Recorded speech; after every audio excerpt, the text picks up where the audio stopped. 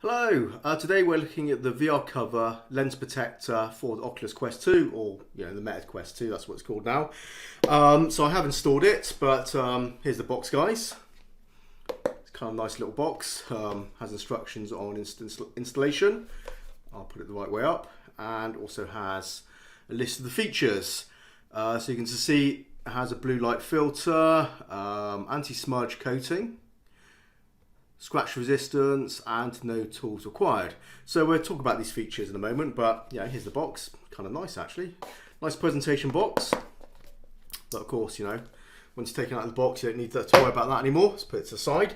So I have installed it. So I'll pop this off so you can just see what it looks like installed. So you can just see, of course, when you add a cover to the lenses, you are bringing the lenses effectively closer to your eyes. So that's something you do need to be aware of, which is why I have this out, and we'll talk about that in a moment. But if I pop one off, you can then see the difference it makes. And also take note that the fact is it does reduce the width of the gap between your nose, and that is definitely something you need to consider. So we just pop it off, and you can see it adds a few mil onto the distance towards your eyes, and you can see we do have a, we take them off and you can just see there's a larger gap. So these are things you do need to consider. So we'll talk about that again in a moment, but I'm just going to show you this. It is a just a plastic frame and with the lens on there. Something to bear in mind, just so you can actually see it, although it does have a blue tint filter, blue light filter, sorry, you can't actually tell a difference there. You can just see, there is actually no tint that you can tell. When it's installed, there's a tiny difference, so little that it doesn't really make a difference. It's a bit like having, it's nothing. I installed one, had one eye with the lens protector installed and one eye without, and I was kind of blinking between it, and you can't tell a difference. It's so minor, it's insignificant that it's not a thing to worry about. I will tell you though, do your research on blue light filters, because scientifically there's absolutely no evidence that a blue light filter has any benefit to your eye health, basically, guys. So it's something that's been around for years, sold on glasses, lenses as an extra, and the fact is, guys, there is no evidence that proves that a blue light filter makes a difference. So do not buy it on that basis if that's what you're thinking about. Really, if you're buying these because you want to protect the lens underneath from scratches, and that's obviously what this does. The other thing that's worth knowing is there's no additional glare. So since we are actually obviously adding another piece of glass over the top, lens over the top, it doesn't sort of increase the glare that you get already through the original lenses. So there's no extra God rays or anything like that, or reflections coming bouncing around. So that's fine. There's no magnification on this. It is just literally a just a cover. You can see it is curved, but it doesn't kind of change anything there either. As for it being scratch resistant, well, I haven't tried to scratch. I don't want to. I want to keep these, but of course it protects the lenses underneath, so it is protecting those in essence. As for smudge resistance, well, I don't think that's a thing. Also, there's no difference to the fogging. You can see just it does fog just as much as those do in certain situations. And as for smudging, well, I don't think that's a thing, guys, because it does take on marks. I'm not sure if that's kind of coming through, but yeah, I do have a fingerprint mark on there, and I can see it. There you go, you can see it there. So yeah, I don't think it really offers anything there. If it does, it's going to be a minor thing, and I don't think you should buy it on that basis either, but merely on the fact it is going to protect the lenses. So onto the next thing I want to tell you about is you do need to be wary because it brings it closer. If you are wearing glasses, that could be a problem. However, I did test it with the original Oculus Quest facial interface with the bracket on there for glasses wearers. I guess that's what it's for, and it does clear it. So if you use this one with some glasses, I did test it with these, just some reading glasses, just the reference, they're not big glasses. It clears it and it's fine. If you're using a thinner facial interface with glasses, then do be aware that your glasses will hit these, so that's not going to be a good thing. But you can get away with it, like I said, with that.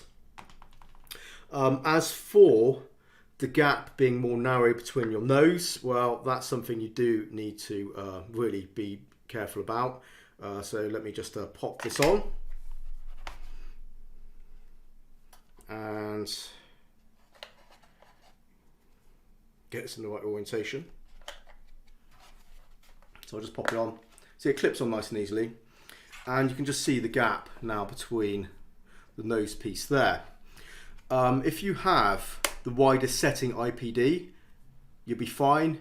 You'll clear it. Even with this, I was fine with my thin facial interface. And just to show you for reference, I'll put a review for my AMVR facial interface review there, but you can see how thin that padding is compared to the original one. You know, it's a lot. You know, it's a lot less. You know, it's probably about a quarter thickness, which is great for bringing in the headset closer for improving the field of view, but you do need to be wary of obviously things like that. So what I noticed with the widest field of view, that's fine, the gap is fine. I use the middle setting for the IPD, and my nose clears this okay. However, if I bring it into the closest, look how small that gap is. It is so small, it pinches your nose. So that is a problem if you're using a thin facial interface. If you've got a thicker facial interface, you should be okay. So do bear that in mind, guys. You know, when you add this accessory, there are some, you know, negatives, and if you aren't going to be sort of having a, you know, as I said, take into account the things I've mentioned, and you'll be okay using these. You know, I mean, really, are these necessary? Well, if you're in a household with a few people using the headset and you can't trust that how they're going to be kind of wiping down the lenses, because if anyone uses like a shirt or, you know, just to wipe it down, just to clean the lenses, that's going to be abrasive, and that will eventually add little tiny surface scratches to the lens. So yeah, if a lot of people are going to be sharing this, then I could see this as being a sensible investment just to protect your Quest 2. If it's just you, just use cotton wool or use a proper lens cloth and you'll be fine. You will not scratch your lenses. I always use cotton wool, a ball of cotton wool to clean my lenses. I find that is absolutely perfect. So in my circumstances, I don't see this as being a necessary accessory, but it's not expensive and it is something which does protect your lenses. But it's really, you know, protecting your lenses is all about, you know, people not cleaning them properly. But other than that, I don't think it's a necessary upgrade. And the fact is, the blue light filter is obviously, you know, not needed. But if you want a bit of peace of mind and you want to add lens protectors to your Quest 2, then I have to say these are fine. Like I said, as long as those negatives do not impact your situation. So do bear that in mind. And there you go, guys. So there you go. The VR cover lens protectors for the Meta Quest 2. I think these also may work on other headsets as well. I'm not sure if they work with the Quest 1, possibly. I'll drop details in the description. Maybe they work on the Rift as well. I'm not sure. Again, if they do, I'll put mention in the description, guys. But I haven't checked. I only have a Quest 2. I do remember reading something about it being, you know, compatible with other Oculus headsets, but I'm not absolutely sure about that, so don't quote me on that. Link in the description to the product page for this, of course, as well.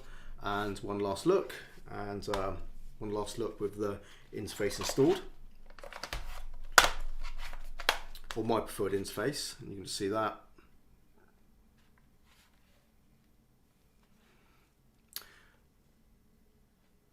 And that's it for this one, guys. Hope you found this useful. Drop comments below the video if you need to ask any questions, and I'll try and pick that up and answer. Anyway, guys, thanks for watching. I'll see you in the next one. Take it easy, and bye-bye.